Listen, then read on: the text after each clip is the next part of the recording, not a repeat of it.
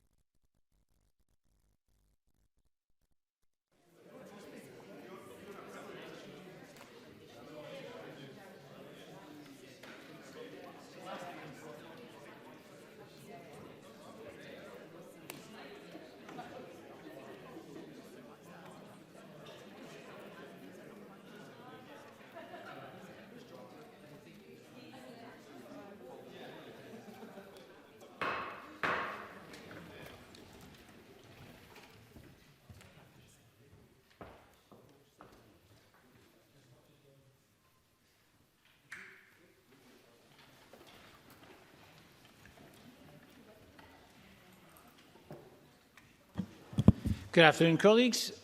We're going to start today's business, as usual, with First Minister's questions. And before we turn to the questions themselves, could I invite the First Minister to update Parliament on the latest situation with the COVID pandemic?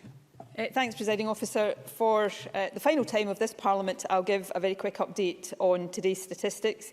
692 new cases were reported yesterday, 3.1% of all tests carried out, and that takes the total number of confirmed cases to 215,075. 321 people are in hospital, 20 fewer than yesterday, and 31 people are receiving intensive care. That is 3 more than yesterday. I also regret to say that in the past 24 hours, a further 3 deaths were registered, and that takes the total number of deaths under this daily measurement to 7,562. National Records of Scotland has also just published its weekly update that includes cases where COVID is a suspected or contributory cause of death, and today's update shows that by Sunday the total number of registered deaths linked to COVID under the wider definition was 9,897. 65 of those deaths were registered last week, which is 39 fewer than in the week before, and represents a fall of more than 50% in the past 2 weeks, which is further very welcome evidence that the vaccination programme is now reducing deaths in the community as well as in care homes. That said, the total number of deaths also reminds us of the dreadful toll that COVID has taken, and I again want to send my condolences to everyone who has been bereaved. I'll also quickly update on the vaccination programme. As of this morning, 2,249,612 people had received a first dose. That's an increase of 34,940 since yesterday. And that means we are on track by the end of today to have given a first dose to more than half of the adult population, which is a very significant milestone. In addition, 13,581 people yesterday received a second dose, which brings the total second doses now to 249,252. Now, let me just note that from today, Public Health Scotland are publishing a daily breakdown of first and second doses within Priority Group 6. That comprises adults with a particular underlying health condition and unpaid carers. And they're also providing more detailed figures on vaccinations for health workers and social care workers, broken down into those two distinct categories. And they have also just published for the first time an analysis of vaccinations by ethnicity and deprivation level. Returning, though, finally to today's figures, they mean that virtually all over 65-year-olds have now received a first dose, and so too have 93% in the 60 to 64-year-old age group, 63% in the 55 to 59-year-old age group, and 41% in the 50 to 54-year-old age group. Today, we are also publishing an update to the vaccine deployment plan that confirms we are on course to offer first doses to all of the priority GCVI groups by mid-April, and also confirms that, supplies permitting, we will have offered a first dose to all adults by the end of July. So all of this, I think, is very encouraging and very hopeful indeed, and it means that as we take part in this final session of First Minister's questions of this parliamentary term, a return to greater normality for the country is now much more in sight. Of course, all of that remains dependent on us continuing to suppress the virus. So for now, it's vital that everyone continues to follow the stay-at-home rule, except for essential purposes, and to continue to follow all of the facts guidance. That's how we will continue to protect ourselves and each other, and it is how we will get back, I hope soon, to a much more normal way of life. So my thanks again to everyone for all of the cooperation and sacrifice. Thank you, First Minister. Would all members who wish to ask a supplementary press their request to speak buttons? I call on Ruth Davidson. Thank you, Presiding Officer. May I add also my condolences to those of the First Minister and all those who've died, and to thank all those that are helping in the health and vaccine effort as we tackle COVID across the country. Presiding Officer, there have been 3 major publications released this week, and while questions about the lack of accountability and the serious flaws in the government's handling of sexual harassment complaints remains over the first 2, today, in my last FMQs, I want to make sure that the 3rd document, the Audit Scotland report on the attainment gap, doesn't go unexamined. Before we get into the detail of that, at today's Education Committee, the Deputy First Minister said he was nervous about the use of the phrase catch-up when talking about pupils affected by the pandemic, as it assumes that all children have fallen behind. Does the First Minister agree with that view, or does she share my concern that everything possible must be done to help pupils catch up after the better part of a year out of the classroom? First Minister. Well, I'll come on directly to that question, but can I say, first of all, Presiding Officer, Ruth Davidson could have chosen to ask me about education in any one of the previous weeks. Instead, she has chosen to indulge in smears instead of focusing on the issues that people want. So I'm actually pleased that Ruth Davidson is back on the issue of education and attainment in, of course, what is her last FMQs before she goes to the unelected House of Lords. On the issue of attainment, the Audit Scotland report this week had lots for us to think about as we head to the election and as a new government takes office after the election. It narrates much progress, both in raising attainment and in closing the attainment gap. It obviously recognises the impact that COVID has had on that progress, but also, I think, can give us confidence that the key building blocks are in place through the Attainment Challenge, increased funding, increased numbers of teachers. On the specific issue, though, yes, I do agree with the Deputy First Minister. I think it is really important that we do support young people to catch up on their education. And the Scottish Government has announced significant additional investment supporting increased numbers of teachers and a whole host of other initiatives to help with that. But I also think, and I make no apology for this, I also think it's really important that we recognise on the wider well-being of young people, and that we recognise the impact not just on their education of COVID, which has been really significant, but also the impact on their mental health, being away from their friends and their grandparents and family, and we take that holistic approach. So, for example, we will be introducing a summer programme backed by £20 million of additional investment that will allow us to focus on that broader well-being of children so that we do make sure they recover and catch up in that wider sense. Education is part of that, but it is not the only part of that. Ruth Davidson.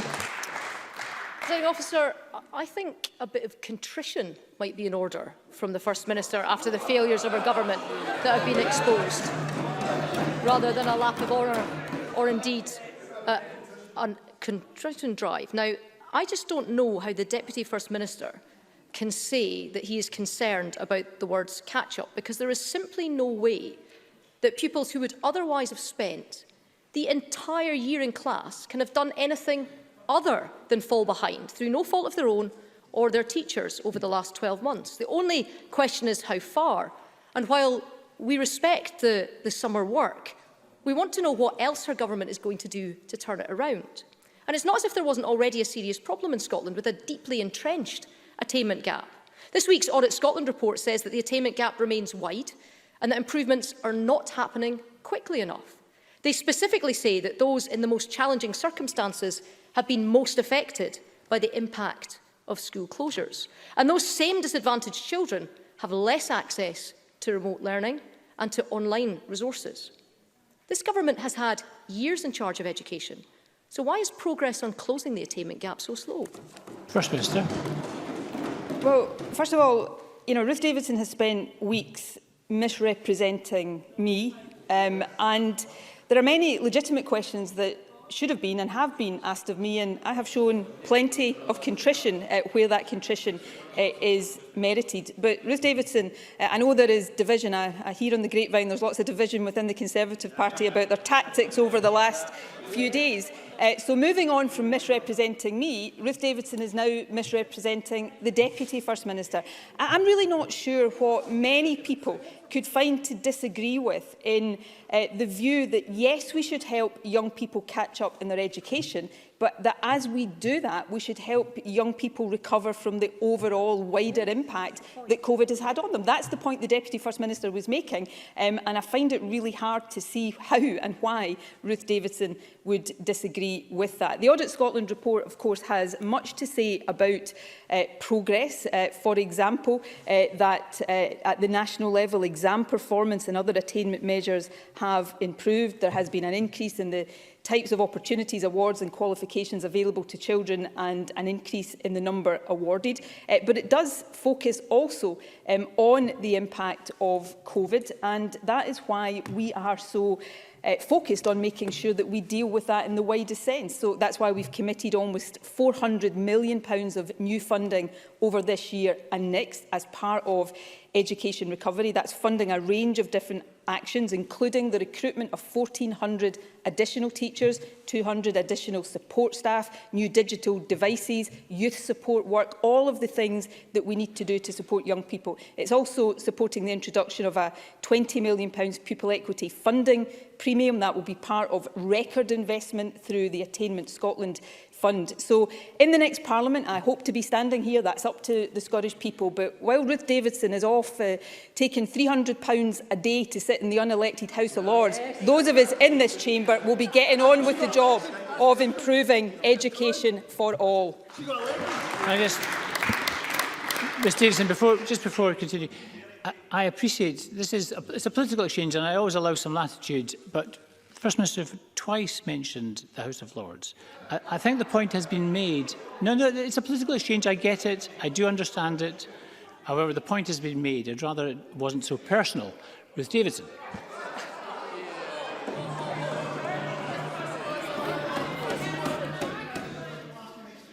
Gallant, but not required, Presiding Officer.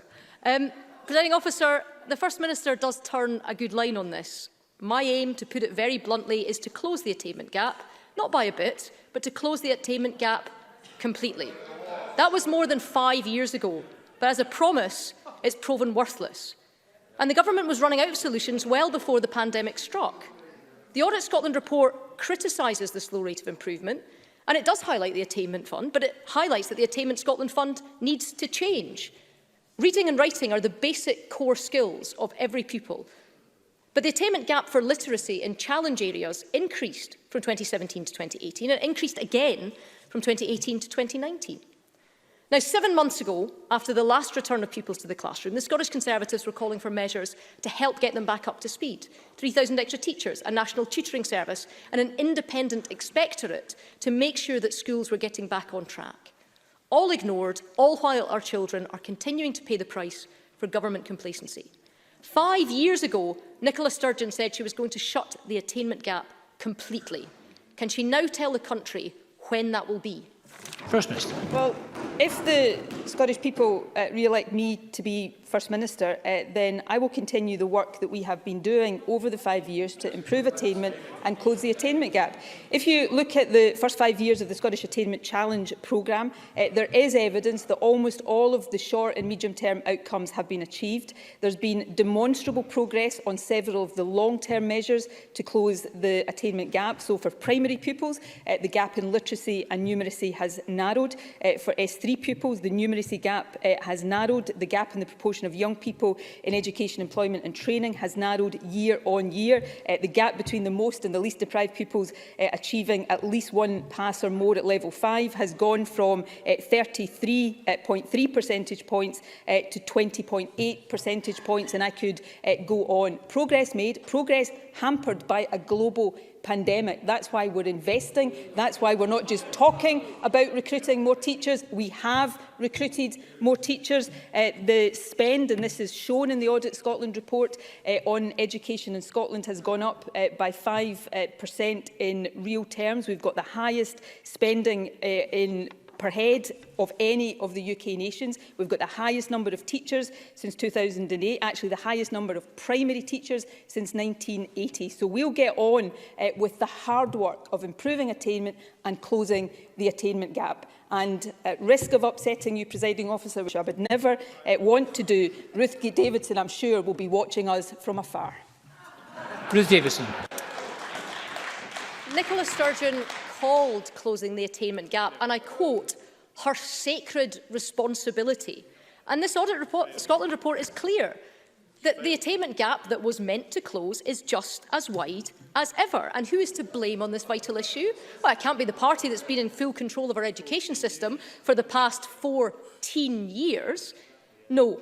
When confronted by more than a decade of failing Scotland, we heard this government's only solution on Monday. It was another independence referendum bill because that's all they've got. So with my last question in this chamber to Nicola Sturgeon, let me ask her this. How many times will she demand another independence referendum before she finally gets round to closing the education gap? First Minister. Well, of course, there'll be another independence referendum if the people of Scotland vote for another independence referendum. It is, Presiding Officer, called democracy, which I know is a principle that Ruth Davidson perhaps doesn't recognise these days as much as she might have done one day. It's not me, Presiding Officer, that is running away from responsibility and accountability.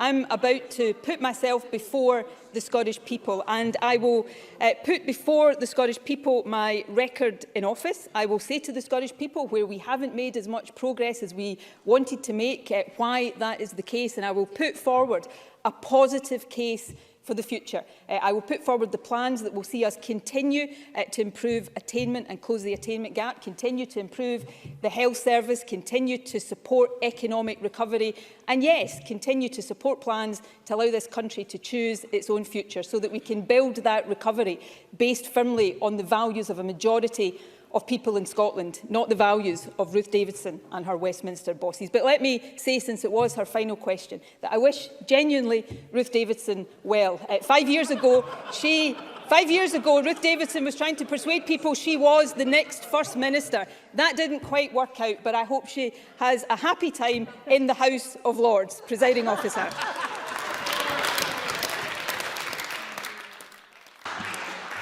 Thank you. Question 2, Anas Sarwar.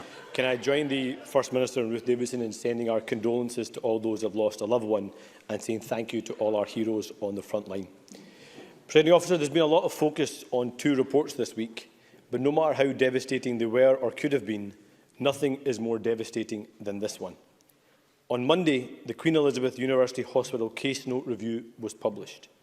It was looking into infections in children and young people who were receiving treatment in the cancer ward at the Royal Hospital for Children. Its findings were heartbreaking. It found almost 40 infections were most likely linked to the hospital environment, and tragically, they played a part in the death of 2 children. We would never have got to this point if it wasn't for the bravery of NHS whistleblowers. But there are still lots of unanswered questions. Can the First Minister confirm that every family of a child who had an infection due to the hospital environment has been informed, particularly the 2 families of the 2 children that tragically died? First Minister. Well, can I first of all agree with the characterisation of this report? Can I also agree that there are questions that still require to be answered, and there are undoubtedly questions that families want to be answered, which is why, of course, that we have instructed a full public inquiry into this matter. The inquiry was formally launched on the 3rd of August last year, and of course we look forward to that inquiry doing its work in the months to come. I am pleased that the Oversight Board has published its final report. The final report sets out a number of failings of the Greater Glasgow and Clyde Health Board and a series of recommendations which the Government expect the Board to take forward and to implement. I also welcome the publication of the Case Note Review Overview report. That was essential, that those most deeply affected by the events at the Queen Elizabeth Hospital had their voices heard, and as far as possible at this stage their questions answered. In terms of families, as Anas Sarwar, I'm sure is aware, the expert panel is now preparing individual reports for families affected, and they are expected to be issued to the families in the week beginning the 12th of April, in order that the families don't have only the information from the overview report, but specific information related to the circumstances in which their own children were placed. Anas Sarwar. I understand what the First Minister is saying, and I welcome the public inquiry, but this has been far too long for families to be informed of the possible outcomes for their children. We have a duty of candour law in Scotland, and that means there is a legal duty to inform all families. I would suggest there has been breaches of that duty of candour law up until now. One of those families is the Darrick family. Kimberly Darrick's 10-year-old daughter Millie Main had leukaemia and was in recovery, but sadly caught a deadly waterborne infection and died. For years, Kimberly was never told the true cause of her child's death. Nothing I have done in my time in this Parliament has been more important or more difficult, Presiding Officer, than raising the case of Millie Main. I promised then that I would not rest until I got answers and justice for Millie and all the families affected. 4 years on from Millie's death, we are finally starting to get answers. Millie's family have demanded a fatal accident inquiry. They understand the delays due to COVID, but it is unfair to prolong their grief. I know the First Minister cannot direct the Lord Advocate, but given the findings in this report, does she agree there must now be that fatal accident inquiry? First Minister. Can I say a number of things, and I'm genuinely trying to be as helpful as I can be within the constraints of my responsibilities. Firstly, I agree, and I think this comes through the overview report, is that amongst the lessons to be learned by the Health Board are lessons around transparency and openness, and I think that's a point that has been very firmly and clearly made, and one that I would expect the Health Board to reflect on very, very seriously. Secondly, in terms of Millie's family, and I know Anas Sarwar has worked closely with Millie's family and Millie's mum in particular, but I would say this to her family and indeed to the families of all the children affected, that there is a determination on the part of me and the government as well to get the answers that are required, but also to make sure that lessons are learned, and we will not rest until that is done as well. Millie's care was reviewed as part of the Case Note Review, and as I said in my initial answer, the expert panel is now preparing individual reports, and that will include Millie. I know Millie's family, as is their right, is engaged in legal proceedings, and I don't want to say anything that would obviously prejudice any of that. Finally, on the issue of a fatal accident inquiry, it is not a decision for me as to whether there should be a fatal accident inquiry, and it is, I think, important recognising the separation of powers, that nor do I see anything that could be seen to be putting undue influence on those whose decision that is, which is the law officers. That said, I completely understand and I completely sympathise with the view of Millie's family that there should be a fatal accident inquiry. And I'm sure the strength of that feeling is understood by the law officers, although they have considerations that they have to weigh in reaching that decision, as they have in all cases. But I absolutely understand why Millie's family want to see that inquiry, and I understand why. Sarwar. Presiding Officer, we can't put all this on the Health Board. There are lessons for the Health Board, but there are also lessons for government. Nicola Sturgeon was the Health Secretary when the Queen Elizabeth University Hospital was commissioned and built. She was the First Minister when the hospital was opened. And we now know that 1 week before the hospital was opened, an independent report found that the water supply was not safe and posed a high risk of infections. That report was ignored and the hospital was opened anyway. Another example of secrecy and failure that has had devastating consequences. And no one would have known without the bravery of NHS whistleblowers and this being exposed in Parliament. This case is just one of the huge challenges our country was facing even before COVID. There are countless others. And we know that even when lockdown ends and the virus is defeated, we will need to focus all our energy and effort on delivering the strong and fairer recovery that Scotland needs. We can't come back after the 6th of May and carry on the old arguments. Politicians fighting with each other, focused on their own interests and not the national interest. Why can't the First Minister see that? First Minister. I don't want to... I'll come on to that final point because I think it is important, actually, and I've got a particular perspective on that after this last year. But on the issues of the Queen Elizabeth Hospital, I agree there are lessons for government as there are for the Health Board. And I hope that whatever people think about my decisions, whatever they think about my politics or my views on things, this is a government that is prepared to face up to issues that arise and to learn lessons. The public inquiry here that has been instructed is a key part of doing that, and that public inquiry will look at all of the issues, all of the parties and players involved in this and reach its conclusions, and I think that is right and proper. When you're in government, one of the jobs, and I say this with no disrespect to other ministers, every ministerial job is a really important one that carries heavy responsibilities. But when you're Health Secretary, I think you, as I was, I think you recognise each and every day the particular import of the decisions that you make. So these things weigh heavily and you carry that responsibility very heavily. So I absolutely recognise the importance when things do go wrong of recognising that and learning lessons. On the issue about focusing on the things that matter, again, you know, there are plenty of things that divide us in this chamber, and actually that's the hallmark of a healthy democracy. We should be able to have these debates and these differences of opinion without resorting to personal attack and personal smear. And that's what I hope changes in the next session of Parliament.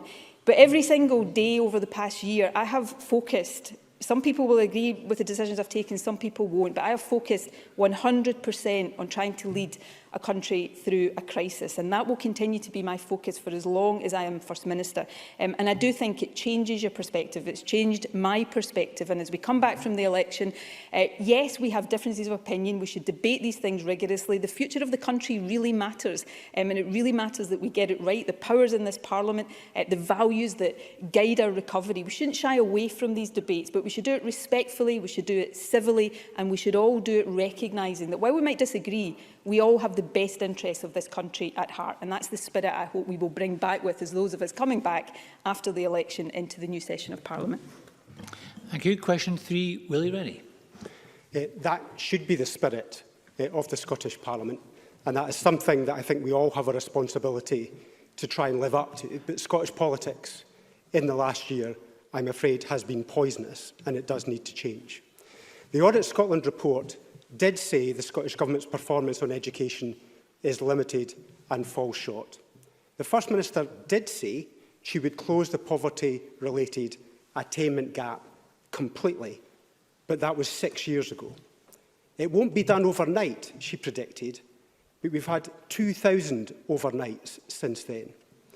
The First Minister didn't answer the question earlier, so I ask her again. How much longer would young people have to wait before the First Minister delivers on what she promised?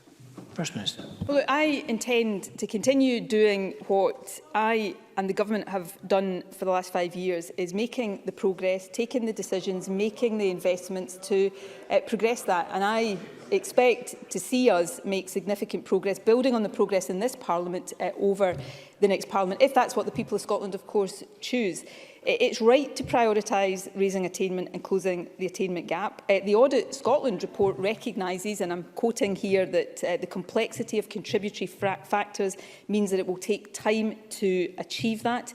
They also recognise that COVID has undoubtedly hampered progress. Again, I'm quoting, pupils living in the most challenging circumstances have been most affected by school closures. Inequalities have been exacerbated by COVID. But they also narrate progress. Exam performance and other attainment measures improving, the increase in the opportunities, awards, qualifications and the number of those being awarded. They talk about the increase in school investment over the last few years. So the building blocks are in place, progress has been made, and my focus and my determination, if the people of Scotland put their trust in me and us again, is to make sure we continue that in the next session of Parliament. Willie, Rennie. I really don't think the First Minister should be really trumpeting a 36-point poverty-related attainment gap. The First Minister has not been in power for 5 years. It's been 14 years in power, and she is responsible for the state of education today. And at this rate of progress, it will take 35 years to have equity in education. 35 years. Meanwhile, yet more generations of thousands of young people will be left behind. A yawning attainment gap, 5,000 teachers on casual contracts, maths and science at a record low in international league tables, an OECD report hidden from the voters on purpose. Even the government's website admits, performance is worsening. Liberal Democrats have put forward a plan to get education back up to the best. We even supported measures in the budget for education. That is how determined we are to turn this around. The First Minister said, "Judge me on education." Well, now is the time for people to judge. Does the First Minister accept she's had enough time and she's not done enough for young people in Scotland? First Minister. No, I don't accept that, but it's not really up to me. We're about to go into an election campaign where it's up to the Scottish people. And in the election campaign, I will put forward my record, the record of my government. I will be straight with the Scottish people about the challenges we face, where we haven't made enough progress and what we intend to do about it. And on the 6th of May, people in Scotland will make their decision. They will either re-elect this government or they won't. That's democracy. That's accountability and scrutiny, and it's accountability and scrutiny that I welcome and I relish. But can I say to Willie Rennie, I didn't trumpet anything, but in his continued mischaracterisation of the position with the OECD report, if I can say this very, very gently, he's almost engaging in Trump-like behaviour there. The OECD has said that we cannot publish a report before it is finalised because they are the authors of the report. We got their agreement to place a summary report in SPICE, but the OECD set the conditions of sharing that with Parliament. But anybody who's taken the opportunity, MD in Parliament who's taken the opportunity to read that, will show that opposition claims about it are just not stacked up by the reality. I am absolutely willing and prepared and looking forward to putting the record of this government before the Scottish people. I know we've got more work to do in all sorts of areas, but here's what the International Council of Education Advisors say about Scottish education, which I think is an important antidote to those who want to not just highlight where there's more work to be done, which is absolutely right and proper, but to talk it down in order to do down this government. This is what they say, and I think it's important to put this on the record, Presiding Officer. Scottish education exhibits many strengths. It values equity as well as excellence. It has an excellent standing internationally. It is investing effort and resources to narrow attainment gaps, working with and strengthening the teaching profession. So that's the foundation we have, and we, if we are re-elected, will work every day in the next Parliament to build on that foundation. Thank you. Question 4, Alison Johnstone. Thank you. I too send my most sincere sympathies to all who have lost a loved one during this pandemic, and my most grateful thanks to all working on the front line. The link between poverty and educational attainment cannot be overstated, and one of the most important moments of this Parliament was in 2017 when we unanimously agreed targets to tackle child poverty. But of course targets need action, and I'm proud that the Scottish Greens have played our part. This month's budget deal, for example, will extend free school meals to all primary school children, benefiting 200,000 children, and £100 million in pandemic relief payments will be paid to the poorest households across Scotland between now and Christmas. The pandemic is hitting the poorest families hardest, and the callous decision by the Tory government to scrap the £20 uplift to universal credit from September will, according to experts, push another 20,000 children in Scotland into poverty. First Minister, we need to do more. The Scottish Child Payment will make a difference, but it's not enough. So will the First Minister join the Greens and commit to increasing the Scottish Child Payment at the earliest opportunity? Well, I'll publish a manifesto in a few weeks' time, and I'll set out then the plans that my party would take into the next Parliament if we are re-elected. But we are, of course, the party that introduced the Scottish Child Payment, game-changing, in the words of anti-child poverty campaigners. Because Alison Johnstone is right, setting child poverty targets is important, and we certainly, I think we're the only part of the UK that still has that, but I'll be corrected if I'm wrong about that, but actions to back up those targets are what matter most, and we are certainly the only part of the UK that has a Scottish Child Payment, a child payment of that nature, putting money into the pockets of the poorest families in order that they can give children a better start in life, which then helps with their education. We've also made the commitment to extend free school meals to all primary school children all year round. And of course, at an earlier stage in this pandemic, which yes, we've agreed to continue as part of the budget negotiations, we made payments to the poorest families. So I think the record of this government is a strong one. There is more to be done on all of these areas, particularly in light of COVID. But one of the things that does make that decision and debate about the future of Scotland so important in the next Parliament is that we shouldn't have to face up to these challenges with one hand tied behind our back, because as we put more money into the pockets of the poorest families, a Tory government at Westminster takes that money out of their pockets. That's why we need to complete the powers of this Parliament through independence, so we can actually genuinely build the kind of country we want to see based on the values we want it to be based on. Alison Johnstone. I thank the First Minister. She will be aware, of course, that the End Child Poverty Coalition is calling for a minimum £10 boost to the child payment. But another target that we will miss, another target passed by this Parliament that we'll miss, unless we choose a different future, is our climate target. This week, the Scottish Climate Assembly, established by a Scottish Green amendment to the Climate Bill, showed a clear appetite for more ambition from government. These are their words.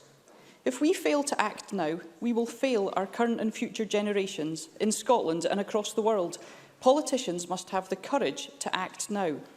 For 2 years in a row, climate targets have been missed. Transport emissions keep on rising. And last week, the First Minister wouldn't even speak out against the continued exploration for new fossil fuel reserves in the North Sea, even though we already have far more than we could burn within the terms of the Paris Agreement. So will the First Minister find the courage to act now and make a clear statement that our future depends on leaving these reserves in the ground and issuing no further licences? First Minister. Well, firstly, we're not going to fail to act now. We're not failing to act now. Our climate change plan sets out the range of policies across all of our areas of responsibility that are necessary to take now, not just so that we get to net zero by 2045, but so that we meet our very, very ambitious interim targets along the way. And we are already a world leader in that. We're recognised by other countries in that position. We have made substantial progress. But again, as in all of these things, there is much work still to do. And in terms of the comments about oil and gas, what I spoke up for last week was a just transition, a transition to net zero that doesn't leave people behind, that doesn't leave people on the redundancy scrap heap, but instead supports people working in some sectors that we do want to leave behind into the sectors of the future. Our continued support for the sector in the North East of Scotland is conditional upon that transition to a sustainable, secure and inclusive energy transition. There's no dubiety, there's no disagreement about the destination here, but how you make the journey matters as well to people's jobs, to their quality of life and to their living standards. And that's really important, and these are not issues that the Scottish Government will ignore.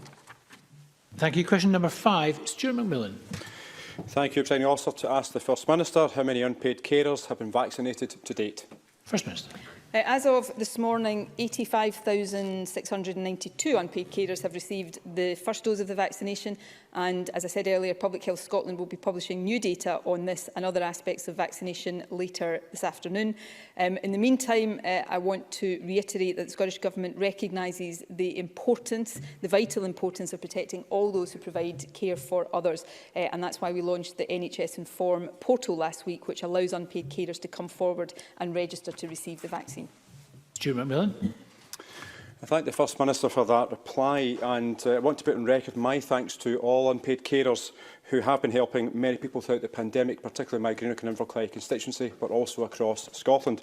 Does the First Minister agree with me that all unpaid carers should register via the self-registration website to ensure that they are vaccinated in the priority group 6? Minister. Yes, I'll come back to that in a second, but firstly, can I echo Stuart McMillan and put on record my thanks to all of those who have cared and continue to care for relatives, friends and loved ones through what has been a really difficult 12 months. We owe unpaid carers an enormous debt of gratitude at all times, but that is particularly true in terms of the contribution they've made in the past year. In answer to the specific question, yes, I strongly encourage those who are eligible to register on the NHS Inform portal so that they can have an appointment to receive the vaccine arranged. To support that and make sure there is an awareness of that, as I think I said yesterday, we're running a national marketing campaign via digital channels, press and radio and other PR activity to make sure that everybody is aware of that. But I hope unpaid carers take the opportunity to come forward and get vaccinated. Thank you. Question 6, Jamie Greene. Thank you. To ask the First Minister for what reason more than 700 schools have not been inspected in over a decade. First Minister. Well, we have in Scotland a three-level approach to evaluating and improving education. Schools have a responsibility to evaluate their performance. Local authorities have statutory duties around quality improvement and reporting. And then the third level is external inspection. Education Scotland has significantly strengthened its scrutiny functions. In 2018-19, there were 252 school inspections, an increase of over 30% on the previous year. And Education Scotland was on track to exceed that figure in 2019-20 before inspections had to be paused in March last year due to the pandemic. In addition to individual school inspections, Her Majesty's Inspectors of Education also carried out national thematic inspections focused on key priorities in education. These often include visits to individual schools. Jamie Greene. Thank you, Presiding Officer. I think education rightly deserves a good airing at today's First Minister's questions. I can't think of anything more important to be shining a light on at our end of term. And no one in this chamber ever tires of thanking teachers or school staff for their efforts. But it is worth reminding the First Minister of a few key figures which she cannot blame on COVID. 704 schools in Scotland have not been inspected in over a decade, but equally another 1,600 have not been inspected in the past 5 years. The Government has also failed its own manifesto pledge to reduce classroom sizes, and despite the spin we heard earlier, there are 1,700 fewer teachers in the system than when the SNP took office. A leading architect of the SNP's own curriculum reform concluded that its implementation had actually slashed subject choice for young people, not increased it. Now, the First Minister has to be judged on her record, on education, above everything else. So on this report card alone, First Minister, how would you rate your performance? First Minister. Well, that's not up to me and it's not up to Jamie Greene. It's up to the Scottish people on the 6th of May, and they will have that opportunity.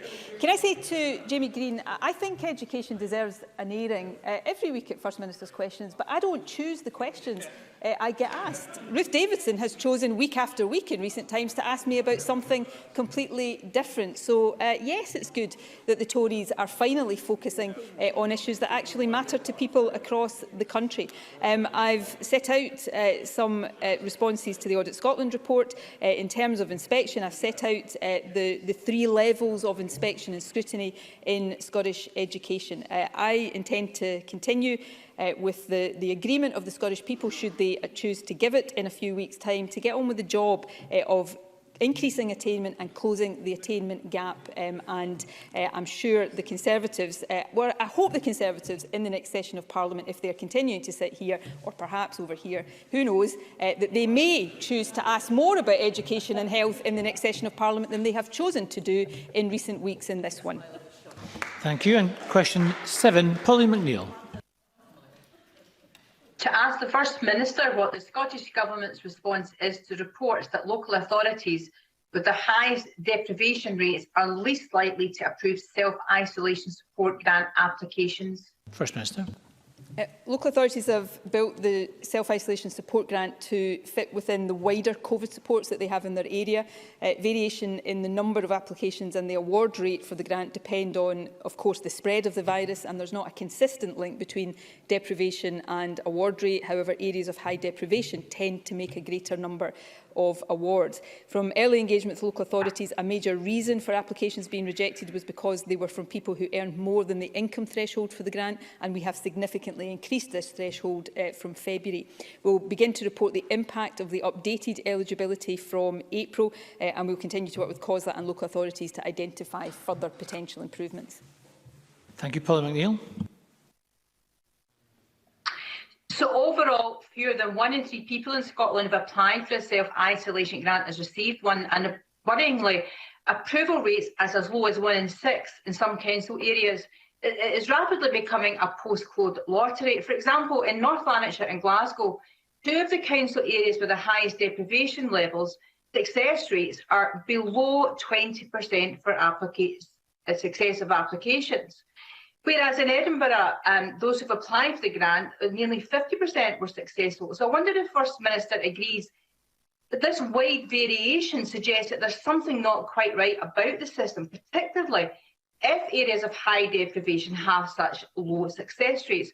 Would the First Minister commit to an urgent review of the scheme to ensure that there's a higher success rate, particularly in areas of high deprivation where our poorest communities might be losing out? First Minister.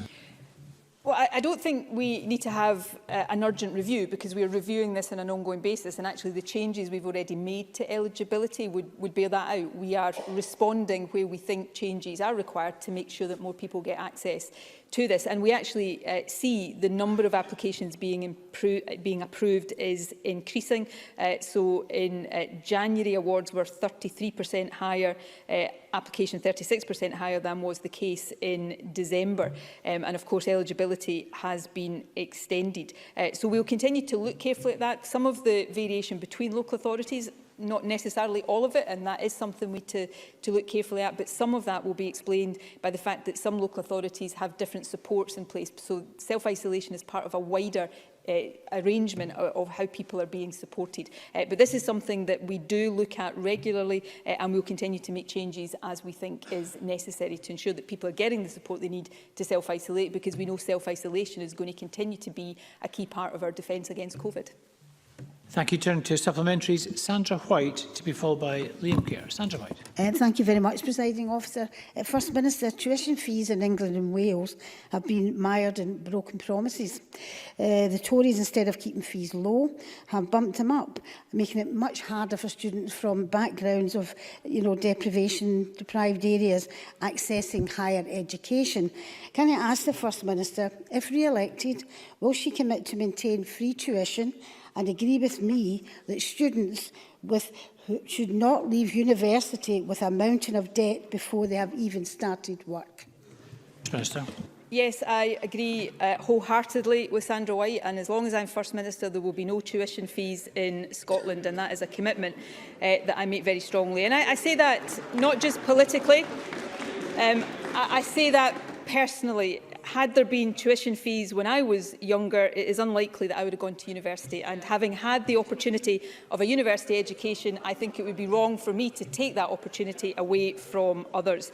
Presiding Officer, Sandra White raises this question, and I think it's appropriate that she does so in what I think will be her last contribution in this chamber, because Sandra White, of course, represents a large number of students and has represented them extremely well, as she has represented her entire constituency extremely well. I've been a colleague from Glasgow in this chamber with Sandra since 1999. She's made an outstanding contribution.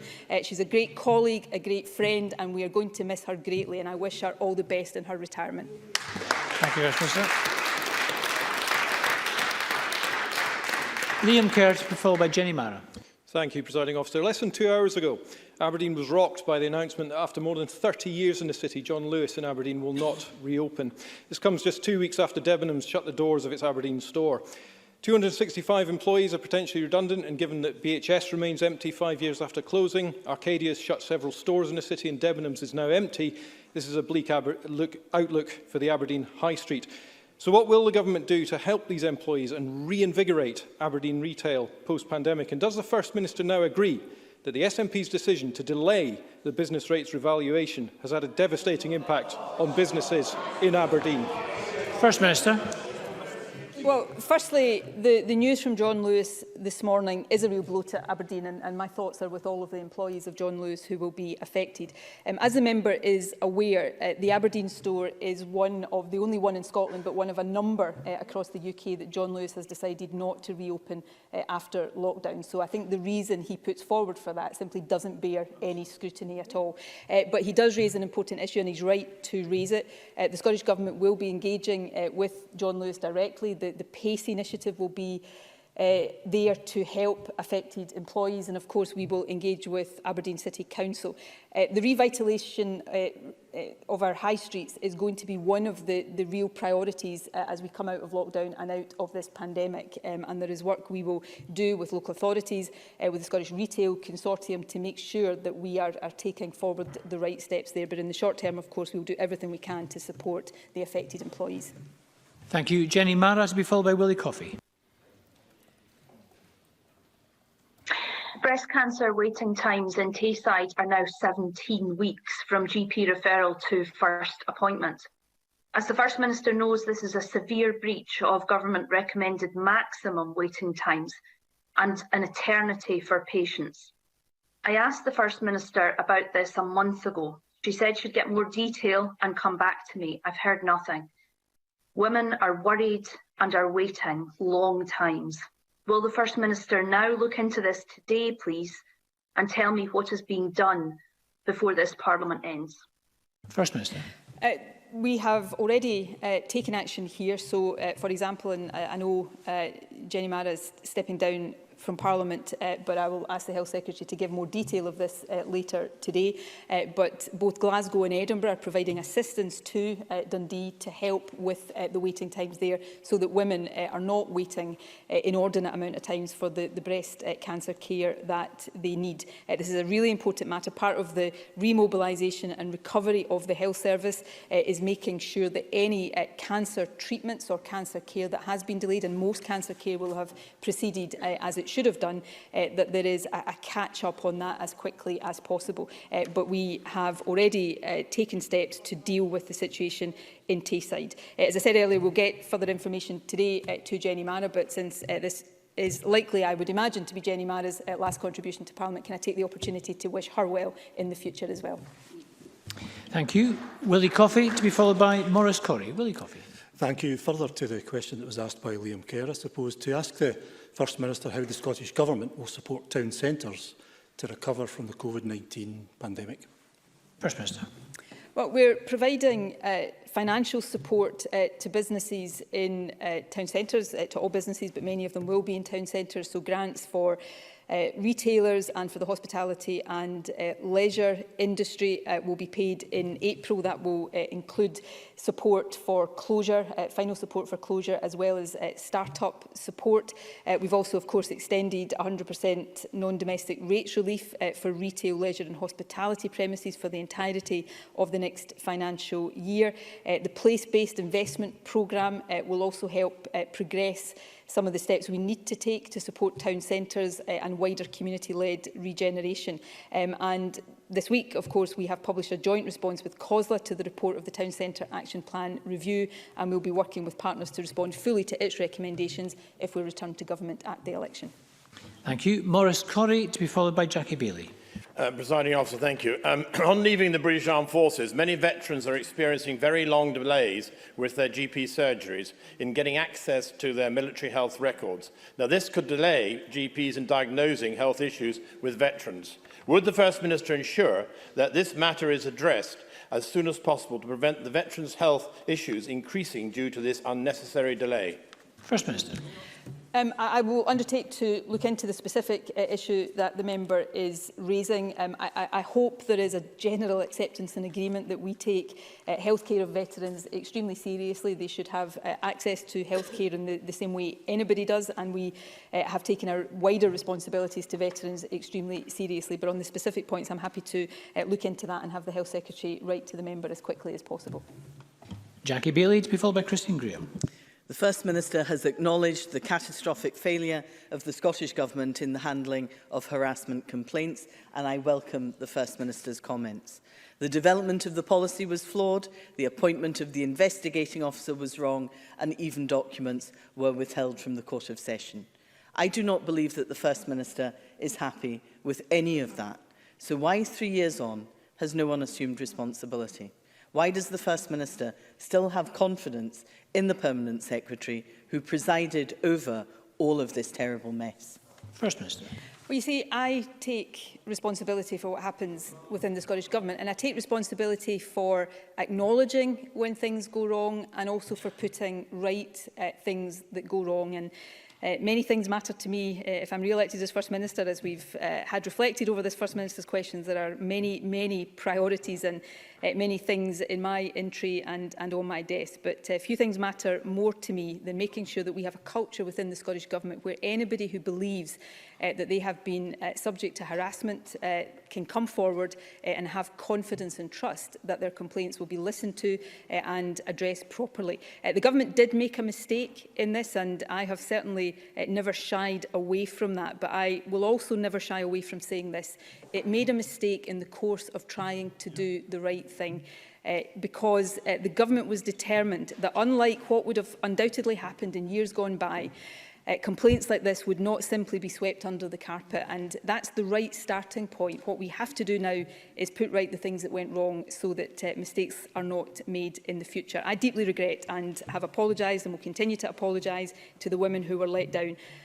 The final point is this, and I don't say it in an adversarial sense, but I hope Jackie Bailey will also reflect on the fact that the committee, in doing its important work, also let down women in leaking misrepresentations of their evidence. So we've all got things to learn from this, and I hope we all learn the important lessons that are there for all of us.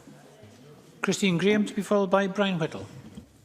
Thank you very much, Presiding Officer. First Minister, I note that the Scottish census has been deferred to March next year. Can I ask if that's a consequence of the COVID pandemic? First Minister. Yes, that was a consequence of the COVID pandemic. I know other nations across the UK took a different decision, and I think there have been controversies related to that. But we want to see the census happen on its renewed timescale, because obviously the information it provides with us is incredibly important. Brian Whittle, to be followed by Bill Kidd. Thank you, Presiding Officer. As we all know, the pandemic has impacted so much of our daily life, but something I haven't heard mentioned is the recruitment for clinical trials. These trials are crucial to the development of new medicines and treatments and can give hope to so many. So can I ask the First Minister what the Scottish Government are doing to ensure clinical trials are fully restarted? First Minister. I will make sure we get some information on exactly what is happening across the whole range of clinical trials, but steps have already been taken by the Chief Scientist's Office to make sure that clinical trials do restart. Scotland's got a very, very good record in recruitment to clinical trials and indeed to clinical and medical research overall. And of course, over the course of the pandemic, has played its part in recruiting people into the trials of the vaccines, which has been really, really important. So as is the case with all aspects of healthcare, there is a real focus now on getting things back to normal as quickly and as safely as possible. Bill Kidd, be followed by Lee MacArthur. Thank you, Presiding Officer. First Minister, in an interview with the BBC, Keir Starmer has claimed that in these elections, Scotland's, Trident isn't on the ballot paper because that isn't a matter for Holyrood. However, here in Holyrood, Labour voted in 2015 to oppose nuclear weapons, which was brilliant. Does the First Minister agree that spending increasing billions on weapons of mass destruction is disgraceful? And it's clear that Keir Starmer has proven once and for all you can't ride two electoral horses when it comes to scrapping nuclear weapons. First Minister. I'm sure I look forward, by this time next week we'll be taking part in all sorts of election debates. So I look forward to Anas Sarwar proudly articulating Scottish Labour's policy of unilateral nuclear disarmament, of getting rid of Trident nuclear weapons from the Clyde. And if he's not going to do that, then I will have to assume that Keir Starmer has not allowed him to do it. But we'll find this out in the course of the election campaign.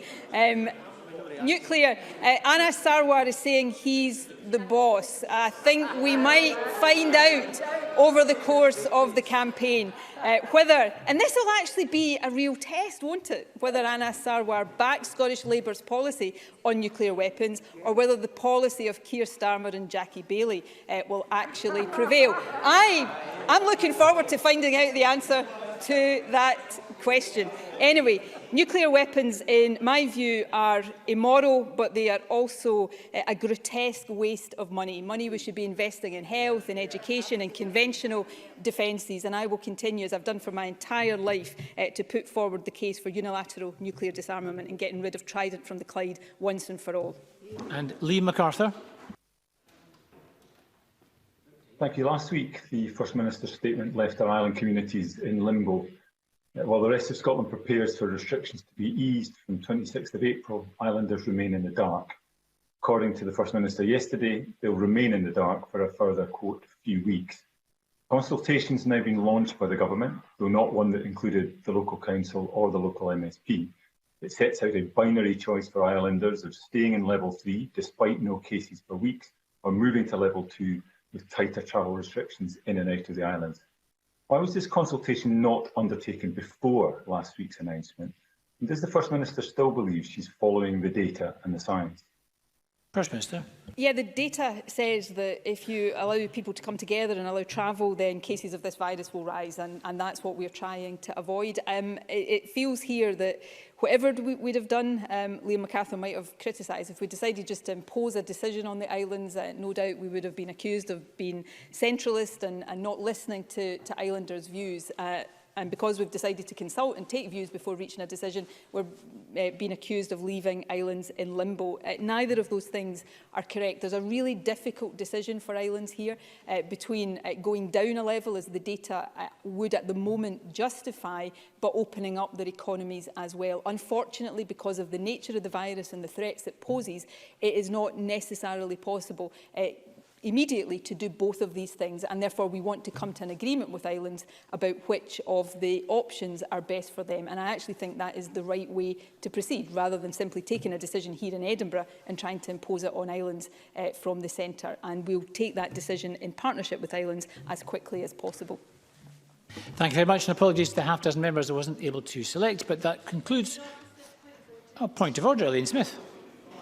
Thank you very much, Presiding Officer. As we are going into recess for the election after today, I wonder if you can advise how the Scottish Government can be held to account on the regulations. I'm sure you'll know that today the regulation on the forced closure of churches in Scotland was deemed unlawful.